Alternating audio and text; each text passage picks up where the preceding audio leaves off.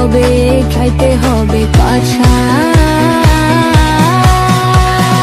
কাঁচা মানে বাঁচা, যখন তোমার কান্না জানবে তা রান্না। চালো গম খেতে হবে কম, শরীরে যত রোগ জমা চাইতে হবে ক্ষমা।